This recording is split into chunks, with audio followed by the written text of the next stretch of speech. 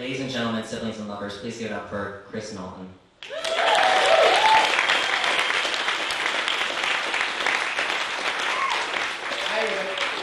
So if you cannot see this paper, I would suggest strongly that you move to a place in the room so like this whole, everyone this way, because I'm going to be using this. I'm going to be telling you guys a little story, and I'm going to use this, and I would hate for you to miss out at all. So you're welcome to sit up here too. You guys can be as close as you want for a minute. That's fine. Because I'm just going to tell you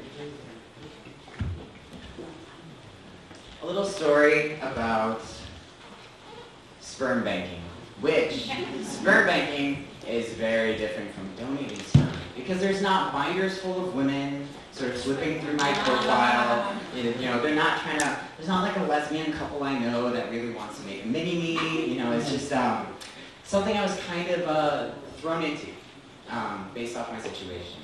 And it's been really interesting because I have had two sets of doctors, and they've both been sort of a male doctor and a female doctor. And when the female doctor first talked to me, she was kind of like, you know, Chris, this is an option that we suggest for a lot of our male patients. You know, people going through your situation, and they may require further treatment, and it could cause infertility. And we strongly suggest, and this is where the male doctor kicks in, the male doctor like puts his hand on her shoulder, if you can imagine. And she goes, shakes his head, he goes, Chris, can I call you Chris? Look, I strongly suggest that you look into sperm banking. In fact, here's my home phone number. Call me if you need to, and if you have any questions about how to bank your sperm. I was like, okay. I will probably not call you at home. But thank you. So some time passes, and it turns out I do need further treatments. So I see a different set of doctors. But again, one is female, and one is male. And so the female doctor says to me again, like, we strongly recommend this for our male patients. You know, even if you're not considering having a family now, think of yourself in the future.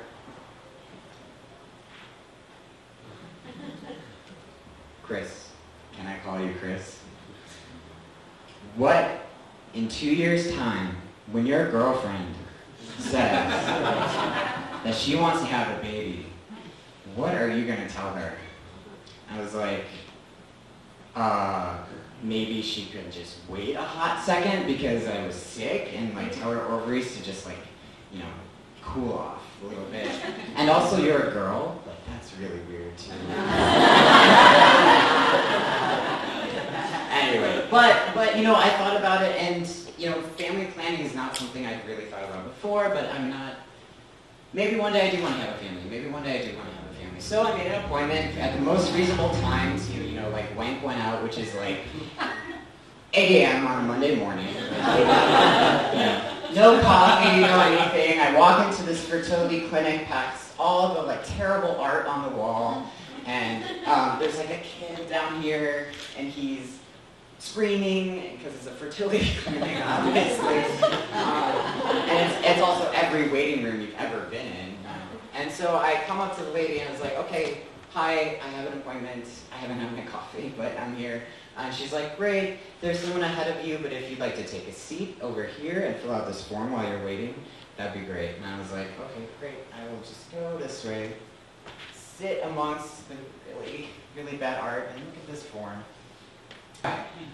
So I'm reading over this form, and you know, it's pretty simple. Like, have you had surgery? You know, when was your diagnosis?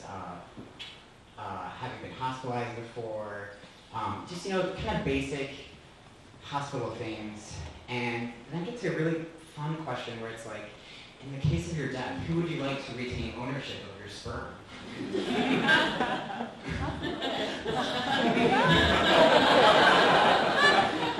Wow, God, I hadn't even thought about kids, and now, like, who's gonna own my sperm if I die? I was like, maybe my parents, right? Maybe in the future they'll, like, have enough technology to create a new me and start all over again. Or it's like, oh, you know, what about one of my exes? right? Like, it'd be like a weird, morbid, beyond the grave joke. When I die, like, they get a package of sperm and from an Amazon drone. And there's a note attached that says, like, you used to really like this. But in all honesty, I was like, no, just destroy it. And as I'm filling out this form, I kid you not, the kid, like, rips the art off the wall. Takes a painting off the wall, which produces even more screaming because he's like, yes! And I was like, okay, kid, I wanted to do that too, but this is why I'm here, to make more of these things. These little monsters that run around. I was like, oh, Jesus. Anyway, so luckily she calls me up and she's like, all right, they call my name, we're ready for you. And I was like, okay, great. On to the next chapter. So they take me to a room which is basically exactly what you imagine. It's like a scene out of any, indie LGBT film you've ever seen. And I'm going to give you a little tour of this. It's half the size of a normal doctor's office, but it's not a doctor's office anymore. It has a TV on a little cart, like you would have in elementary school. There's a VHS in there. So of course I eject the VHS. I'm like, oh, what's playing today? It's Dial N for Nikki. That's what's playing. Dial N for Nikki. And I was like, nope, won't need that. There's a garage sale glass 80s end table with a lamp on it, and I'm like, is that for mood lighting? I'm just here for, I don't really, and then there's a fabric waiting chair that I would never really touch. Football, right? I was like, no, okay, all right, moving on. What else is in this room that can get me through this? So there's an overhead bin full of what I think I know it's full of, and it is, and I start flipping through just to kind of prove what I think I know, which is that magazines of boobs and pussy and lots of boobs and men double teaming women and it's just stacks and stacks of straight porn magazines, 20 years old, also surprisingly white. I was really surprised how white this collection of porn was. And then I thought about when she was like, oh, there's someone ahead of you. And it's like, oh, whoa. I should not be flipping through these right now. But, you know what? I was like, okay, I'm a millennial. How do I solve all my problems? So I pull out my phone. And I try to connect to the internet. Because, that's how we do. What am I, 30? VHS and magazines.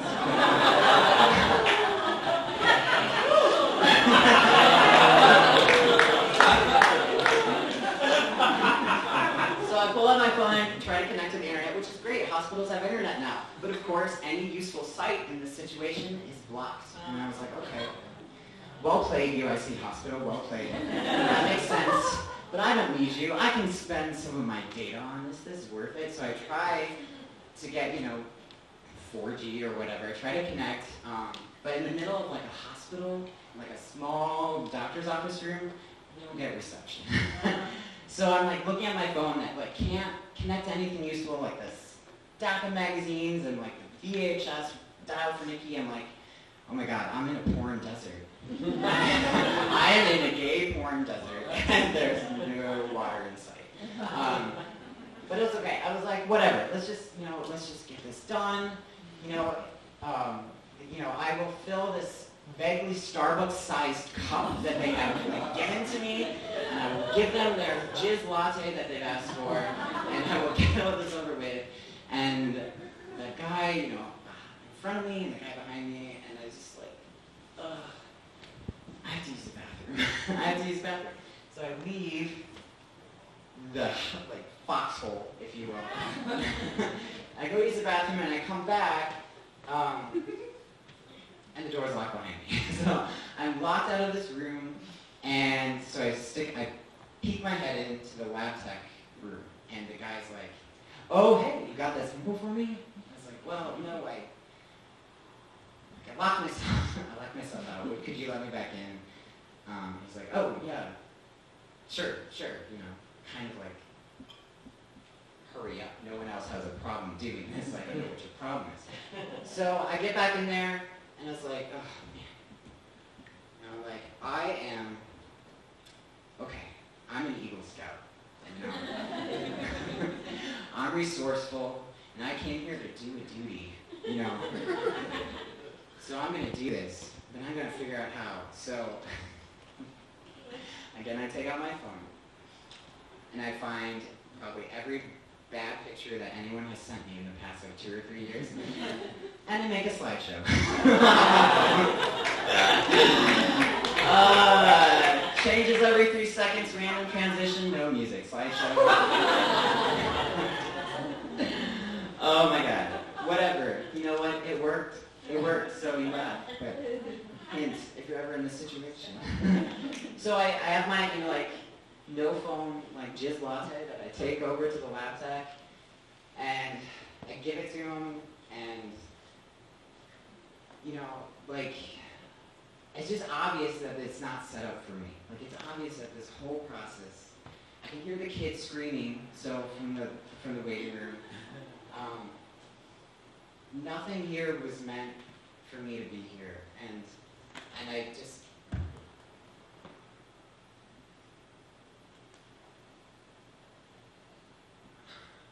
I don't know, I you know, thought about the future, and I thought about, you know, maybe having kids, and you know, little did I know, 6 months later, you know, not only would I still not be able to have kids, I needed to be able to get a date, but I just also remembering at this point,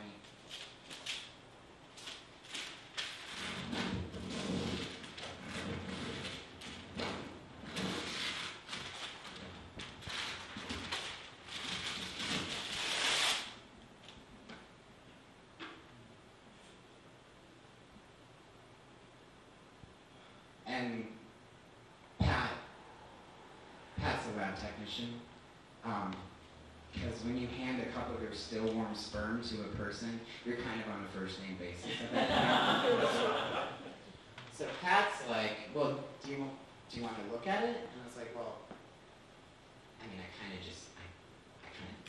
made that, so I know what it looks like. And he's like, no, like, why don't you come over and look in the microscope?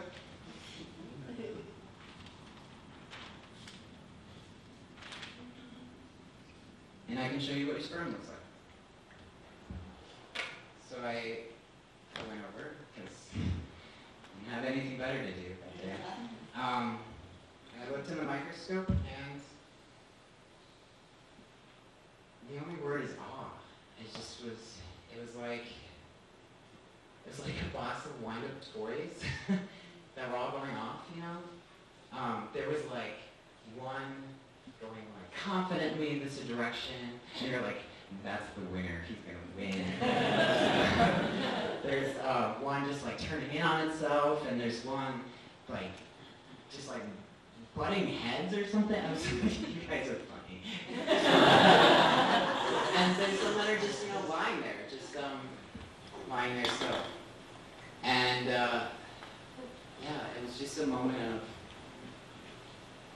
awe, you know. It was just a really shitty morning. And it was a moment that